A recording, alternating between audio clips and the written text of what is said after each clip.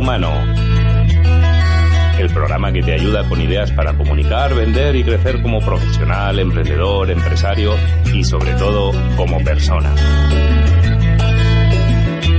Habla Humano, con Víctor Sánchez del Real. Hola humanos y bienvenidos a una nueva edición, a un nuevo programa de Habla Humano. Habla Humano, el programa que busca humanos como tú, que está haciendo cosas extraordinarias, que está haciendo reflexiones, que está levantando negocios, levantando empresas, vendiendo, comprando o sencillamente equivocándose y aprendiendo de sus errores. Hoy vamos a tener un invitado peculiar, un invitado especial. Se llama Ronnie Aledo. Ronnie Aledo es un exmilitar del ejército norteamericano, un oficial del ejército norteamericano que desarrolló sus primeros pasos profesionales como oficial de inteligencia. Y que luego dio el salto al mundo de la inteligencia, ya no militar, sino inteligencia en general. Trabajó para la CIA, colaboró con la DIA, que es el equivalente a la CIA del Pentágono. Estuvo en temas de inteligencia civil para el Departamento de Defensa. Y ha trabajado para diversas organizaciones y luego dio el paso a trabajar para empresas. Y os preguntaréis, ¿qué puede aprender una empresa de la CIA o del Departamento de Defensa de Estados Unidos o del Ejército Americano? Bueno, pues a Ronnie le vamos a pedir que nos lo explique, qué podemos aprender de la inteligencia militar, de la inteligencia de defensa para nuestra empresa.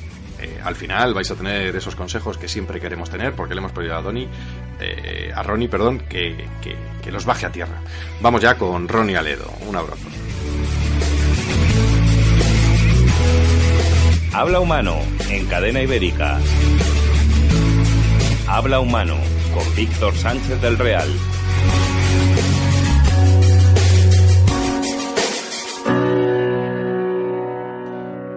Pues aprovecho ya para saludar a Ronnie Aledo, que le tengo ya al otro lado de la línea telefónica. Ronnie, ¿cómo estás?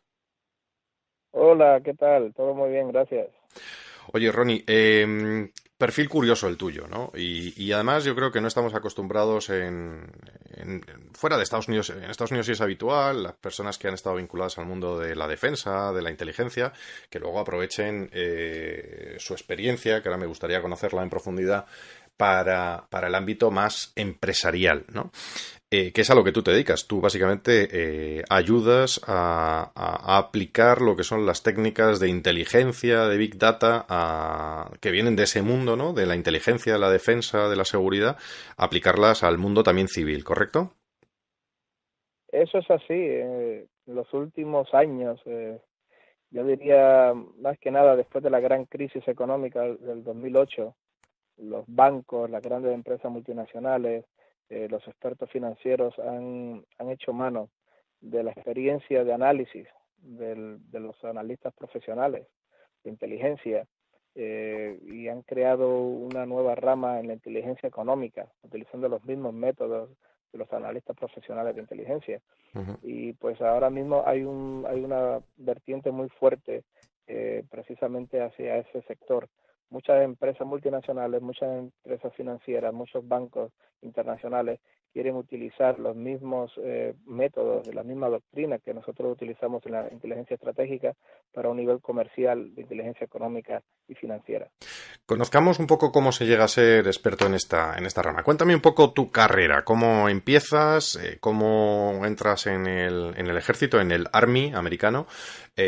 Cuéntame un poco cómo ha sido esa evolución hasta acabar siendo analista. Entiendo que has sido analista tanto en la CIA como en el Departamento de Homeland Security, el Departamento de Defensa. Cuéntame, ¿cómo? Bueno, lo que pasa es que usualmente una manera muy usual de comenzar una carrera en el mundo de inteligencia es a través del ejército, a través de las fuerzas militares.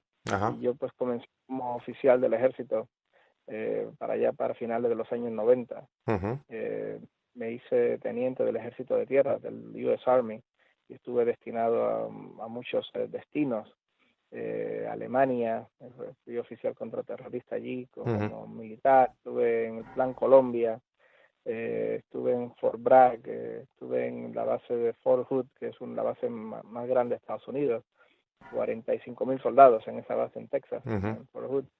Y después de mi carrera militar, pues fui a Washington, D.C., que es la meca Sí. de las carreras de inteligencia. Porque ya dentro del propio ejército, digamos, tú ya habías entrado en la sección o en los departamentos o en las áreas ya de inteligencia, ¿no? Con lo cual tenías ya esa experiencia. Era tu actividad, Exacto. era inteligencia militar en ese sentido. En ese sentido, sí. Y yo era especialista en lo que nosotros llamamos en inglés Civil Affairs. Ajá. Civil Affairs es una especialidad política, social, cultural, una especialidad que se aprende usualmente por las relaciones internacionales, las relaciones de país a país. Ajá. Y nosotros asesorábamos a los grandes comandantes sobre la cultura, sobre las etnias, sobre la sociología, la religión de los diferentes países donde estábamos involucrados. Por ejemplo, yo tuve que, allá para el 2003, tuve que hacer montones de guías culturales, políticas de Irak. Tuve que hacer entrenamiento a los comandantes militares sobre la cultura iraquí, sobre las diferencias entre las diferentes vertientes religiosas, los sunitas, los chiitas, los kurdos, los cristianos de Irak, y donde quiera que Estados Unidos tenía un interés, una de mis misiones principales era asesorar y proveer una asesoría profesional a los comandantes sobre la cultura, la política, la sociedad en que estábamos involucrados. Y una vez que termino mi carrera como Civil Affairs y como oficial del ejército, pues voy entonces a la meca en Estados Unidos, que es Washington, D.C., donde estuve los últimos 12 años. Sí. Permíteme un comentario porque, claro, esta época, por situarnos, más o menos es del 96, me hablabas del 2004, creo recordar. Entonces, tú viviste, estando en el ejército americano, momentos muy dramáticos, ¿no? Para el mundo y especialmente para Estados Unidos. ¿Cómo lo viviste aquello como oficial de inteligencia, como oficial americano? Estoy hablando concretamente de los ataques a Estados Unidos. ¿Cómo se vive esto desde dentro? Como alguien que teóricamente está mirando hacia afuera para ver, prevenir, anticipar o evitar estas cosas. Bueno, a mí los ataques de septiembre 11 me pillaron, por decirlo así, en el fuerte Lee, Fort Lee, que está al sur de Richmond. Obviamente es un fuerte del ejército que está nombrado por el general Lee, Robert E. Lee, el general en jefe de las Fuerzas Confederadas.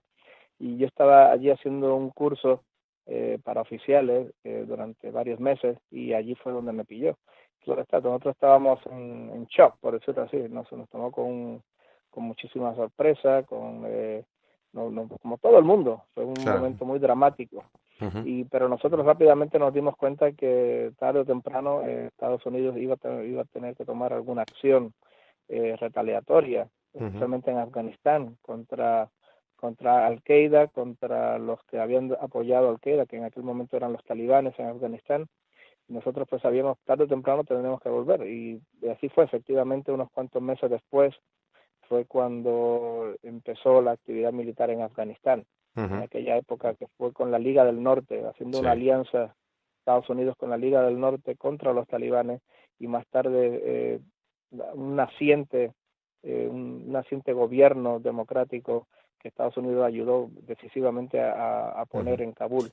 Y eso fue así como vivimos dramáticamente aquellos momentos de los ataques de septiembre. Claro, lo digo a efectos de acelerón profesional, de voluntariedad, ¿sabes? De voluntariedad, ¿no? Entiendo que fueron esos 4 años probablemente más intensos que todos los anteriores juntos, ¿no? Exactamente, sí. Desde entonces, obviamente con la invasión a Afganistán, pues ya estábamos completamente acelerados, estábamos completamente en nuestro foco, de un foco, por decirlo así, multinacional. Ya era un foco muy específico: el terrorismo, las instituciones foráneas que apoyaban ese terrorismo, como los talibanes. Tuve que escribir guías, políticas, culturales, históricas sobre Afganistán, que me pedían mis jefes en aquel momento. Todo nuestro foco, nuestra atención pasó sobre ello. En el 2002, por ejemplo, un año antes de la invasión de Irak, recuerdo que me pidieron un documento sin clasificar, lo que nosotros decimos un open source document, que que no tenían información secreta, ni mucho menos, me pidieron sobre Irak, porque ya estaban hablando sobre una invasión a Irak. Y creo que fue bastante contracorriente mi reporte, porque para aquella época, en el 2002, un año antes de que empezara la invasión de Irak, por ejemplo, yo escribí un reporte diciendo que muy probablemente Irak no tenía armas de destrucción masiva. Irak era de bajo riesgo a Estados Unidos. Una cosa que en aquel momento era contracorriente, porque claro está, en aquel momento las oficinas del gobierno y los medios de comunicación estaban apoyando una intervención en Irak, cuando mi reporte, por ejemplo, era todo lo contrario. Muy probablemente Irak no tiene armas de destrucción masiva, pero sí todo el foco y todo el dramatismo de aquella época pues fue muy intenso, especialmente para el Medio Oriente. Y de repente decides dejar la milicia e irte a, como decías, a la Meca, en sentido contrario de la inteligencia, que es Washington, ¿no? Y te incorporas a varios puestos, ¿no? Bueno, te incorporas a Langley, correctamente, ¿no? A Virginia, a la CIA, como analista. En Estados Unidos hay un concepto que es bastante foráneo aquí en España, que es el analista contratista. Es una cosa que no existe, que aquí en España, o que si existe muy limitadamente, especialmente los lingüistas, los traductores.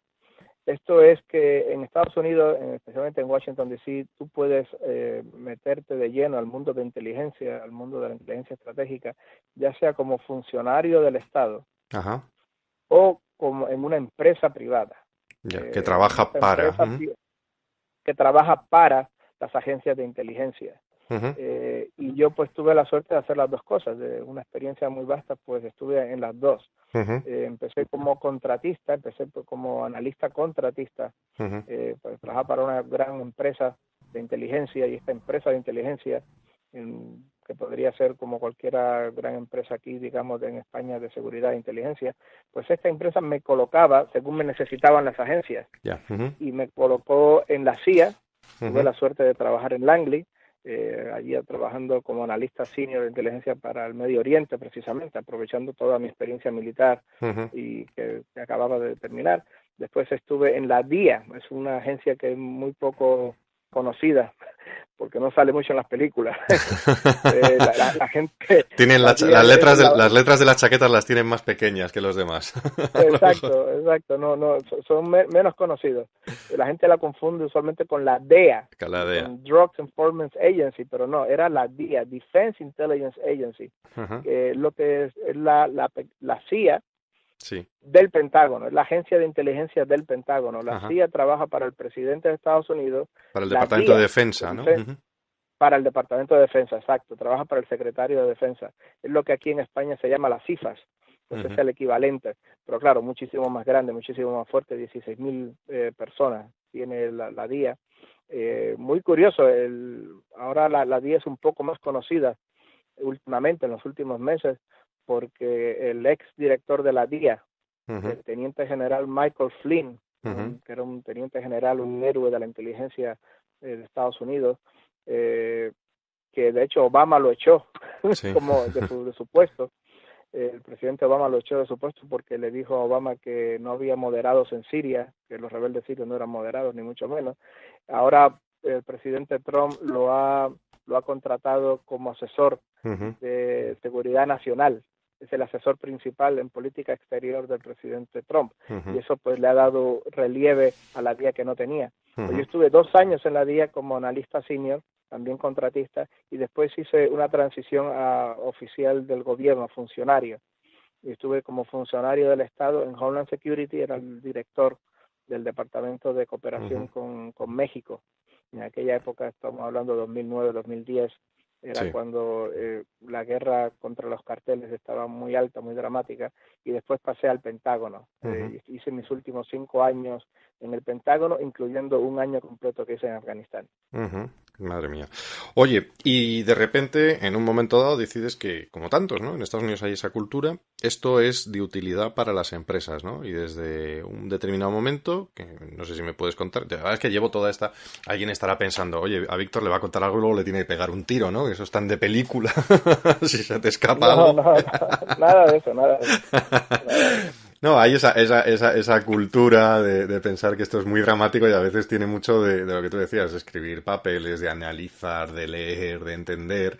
Y por tanto la transición al mundo privado no es tan difícil, ¿no? Aunque hayas estado en Afganistán, pero estás mirando mucho, ¿no? Entonces, lo único que no te pegan tiros, sino que te hacen opas hostiles, ¿no? En el mundo privado. ¿Cómo es ese cambio de todo este mundo de la defensa al mundo de la inteligencia empresarial? Bueno, pues yo lo que ha pasado conmigo es que por razones familiares, ¿no? Mi esposa es española, españolísima esposa, Ujú. pues quería pasar una época aquí en España. Ajá, Y yo lo que hice fue que tomé una larga excedencia de unos cuantos años sí. y me vine con la esposa, con la familia, con los niños aquí a España, donde ya llevo un año y espero llevar por lo menos de 1 o 2 años más Ujú, antes de volver a Estados Unidos.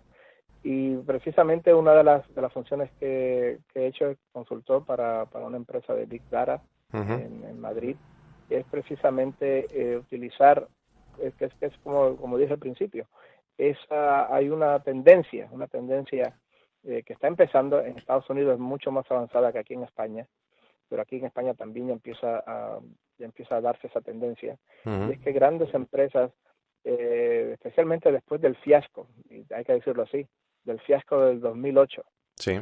en que vino la crisis inmobiliaria, en que los grandes bancos, Lehman Brothers y otros muchos bancos de inversión, eh, cayeron en la bancarrota o cayeron en Ujú, crisis terribles, porque nadie había podido ver o predecir a nivel macroeconómico lo que iba a suceder.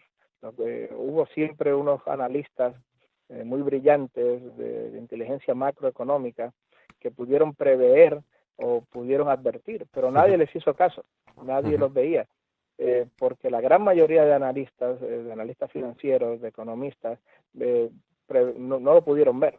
Ya. Eh, Veían el año 2008 y el año 2009 como años brillantes, va a crecer la industria inmobiliaria, Ujú, los bancos son sólidos, las ganancias van a ser sólidas, no hay una depresión, no va a venir ninguna depresión, ninguna recesión, etcétera. Y eso no fue así, fue un año terrible, catastrófico para la ujú, economía, para las inversiones, para la industria inmobiliaria, para los bancos. Y desde ese entonces en Estados Unidos han tratado de aumentar dramáticamente lo que nosotros decimos el forecast, mirar adelante, las ajá, predicciones económicas y analíticas. Y eso pues en Estados Unidos, esa tendencia ya va muy avanzada, aquí en España está empezando, y es precisamente para eso, para utilizar el análisis, los métodos de análisis, lo que nosotros decimos análisis of competing hypothesis, ujú, análisis de hipótesis competitiva y los métodos de analíticos que utilizamos en inteligencia estratégica, geopolítica, para en un ámbito económico, macroeconómico. ujú. Y así, pues, precisamente a eso es que nos dedicamos ahora. Estamos haciendo consultoría macroeconómica, consultoría de inteligencia económica, buscando cómo los diferentes factores Ujú, geopolíticos de seguridad internacionales afectan al posicionamiento de las empresas. ajá. Y eso es lo que estamos haciendo ahora mismo y eso es una tendencia que, como dije, en Estados Unidos está mucho más avanzada, pero aquí en España ya empieza a darse, ya empieza a moverse en Ujú. esa dirección. O sea que es, es mirar afuera, es abrir lo que hacías en el ejército, mirar afuera, mirar las tendencias y los riesgos que pueden suceder a nivel macroeconómico, ¿no? Oye, lo que te voy a pedir Exacto. hay algunas, las tres grandes normas de este análisis. ¿Cuál sería los ejes fundamentales de lo que haces? ¿Cuáles serían las bases, las tres cosas que miráis, las tres cosas o cómo lo hacéis? Bueno, nosotros ahora mismo lo que estamos intentando hacer es abrir la tendencia en Estados Unidos, que es la que estamos tratando de traer aquí en España. Usualmente las grandes empresas y los grandes bancos, las grandes empresas de inversión, lo que hacían era que hacían un outsourcing, Ujú, contrataban fuera agencias de inteligencia que sí, hacían una función integral, por ejemplo, la más famosa Control Risk, ujú, sí. IHS, Ujú, etcétera. Ellos contrataban porque estas agencias con analistas de la CIA, analistas del MI6 británico, ex analistas del MI6 británico, les daban una inteligencia integral, ujú, hacían forecast, hacían análisis a nivel estratégico, seguridad integral, inteligencia, contrainteligencia, cybersecurity, todo.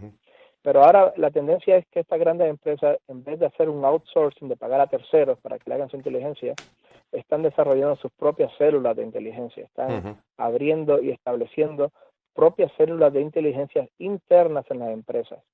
Y eso es precisamente lo que estamos tratando ahora mismo de hacer, es aumentar el posicionamiento, el conocimiento, la reducción de riesgos en la empresa, formando esas células, esos directorados de inteligencia dentro de las empresas.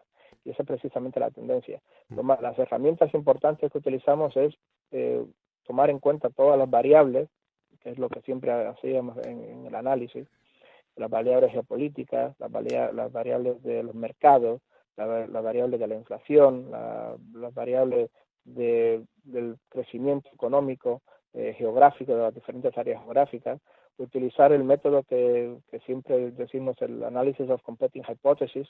Entrenamos a los analistas de esas empresas en esas doctrinas, esos métodos, para que hablen y compitan con las diferentes hipótesis analíticas. Por ejemplo, eso es muy importante porque, por ejemplo, en el 2008, cuando vino el crash del mercado y cuando vino la crisis inmobiliaria, solamente un pequeño número de analistas macroeconómicos preveía que venía ese crash, menos del 5%. El 95% de los analistas decía que no iba a pasar, que todo el mercado iba a estar muy bien.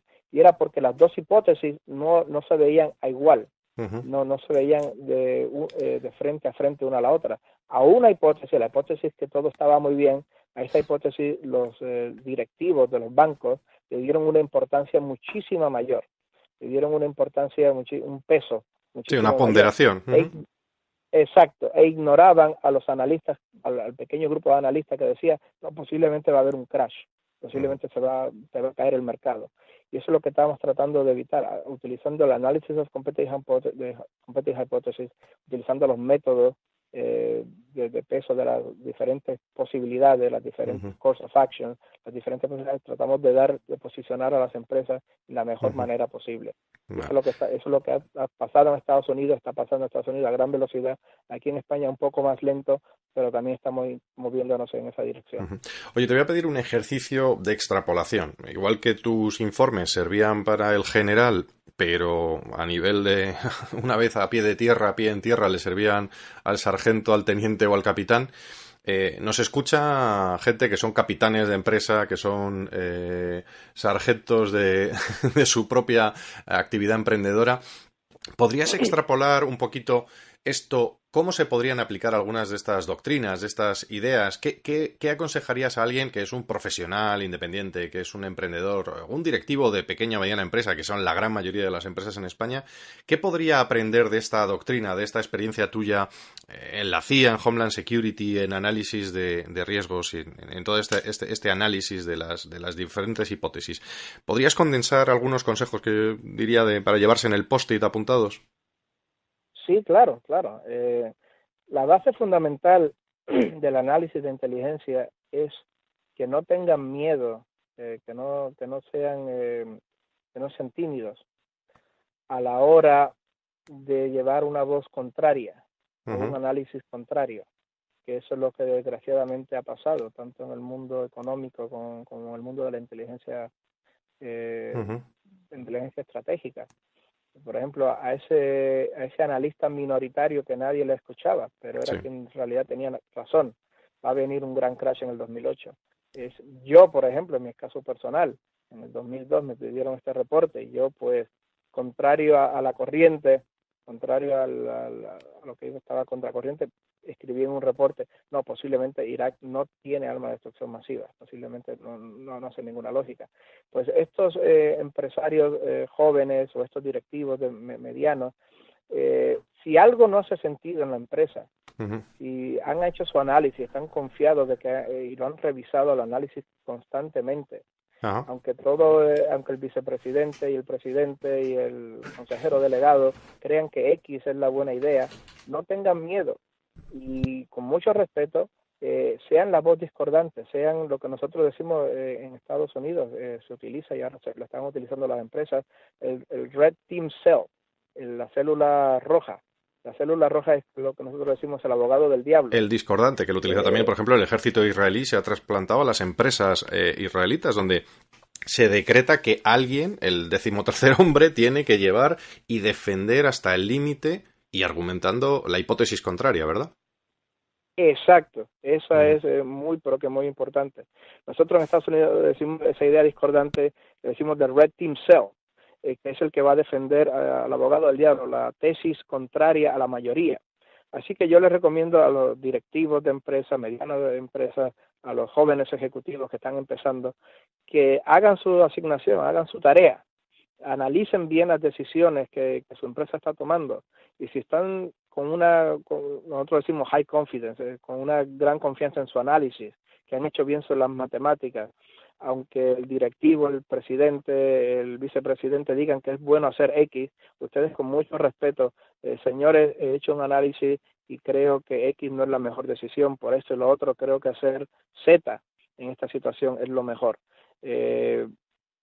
Así por lo menos cumplen con su deber de haber advertido, haber dicho, de haber traído esa idea, que es no la idea común, pero es una idea fuera, nosotros decimos out of the box, pero así están advertidos, que no tengan miedo, que no sean tímidos en traer una opinión contraria, si es que esa opinión de verdad la han hecho con una buena tarea, con una buena información, con buenos números, hechos y datos, que no tengan miedo, porque posiblemente esa opinión contraria o discordante es la que posiblemente salve a la empresa este año. O habrá una oportunidad, porque cuando todo el mundo está mirando hacia el oeste y tú decides que hacia el este es donde están las oportunidades, es donde nacen las oportunidades precisamente para los pequeños y medianos más osados. Me gusta esa reflexión. Entonces, dos reflexiones muy sencillas. Uno, analiza, ¿no? Hay una previa que va intrínseca en todo lo que hemos hablado y que es, puedes analizar, no tienes que estar en el terreno y tener todos los datos, puedes sacar conclusiones recopilando datos, ¿verdad? Lo segundo es, si los datos dicen algo, asúmelo, no te pongas a esto no puede ser. Y la tercera, y por sintetizar lo que has dicho, sería tener siempre una parte discordante en cualquier proyecto, ¿no? Alguien que le lleve la contraria al plan de negocio. Yo creo que eso es una enseñanza espectacular para muchos emprendedores que empiezan a hacer su modelo de negocio y nadie les lleva la contraria en la reunión. Entonces, claro, acaban apareciendo con planes de negocio prácticamente imposibles y el que les lleva la contraria es el inversor. Oye, Ronnie, muchísimas gracias por este tiempo que nos has dedicado de calidad. Yo encantado, mi placer. Un placer compartir. Ha sido un placer. Yo creo que hemos conocido por lo menos una experiencia a un humano con una experiencia vital peculiar. Te agradezco además la sensibilidad que has tenido para no tocar temas clave. Y además he salvado mi vida, no me has contado ningún secreto que me vaya a costar la vida. Y te agradezco la extrapolación a lo pequeño, que al final es a lo humano, que es al final el título de este programa, que es Habla Humano. Muchísimas gracias, Ronnie. Mucha suerte en asesorar a las grandes empresas y seguimos aquí también hablando a los humanos que quieren ser mejores. Un abrazo, Ronnie. Muchas gracias, un abrazo, hasta luego.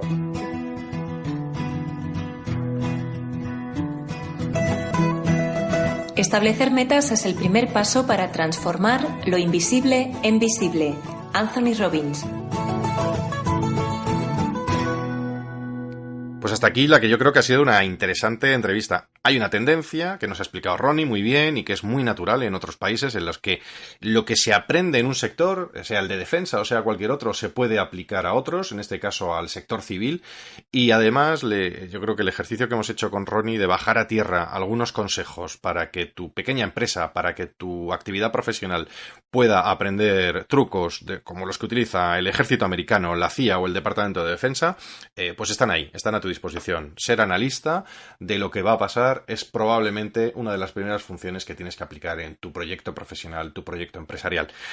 Como siempre, ha sido un placer saber que estabais ahí escuchando. Sois humanos extraordinarios y además en próximos programas espero poder escucharos a alguno de vosotros. Si eres un humano que tiene algo que decir, no lo dudes, ponte en contacto con nosotros. Y a los demás, si ya habéis estado aquí o nos seguís escuchando, daros las gracias también por vuestro tiempo, el tiempo que nos dedicáis, suscribiéndoos a través de iTunes, siguiéndonos en la radio, tanto en su emisión en directo como en su emisión digital, a través de Cadena Ibérica y a través del podcast en hablamano.com o en iTunes, que nos podéis buscar, que además nos siguen poniendo como recomendado. Deciros que es un placer teneros al otro lado y ser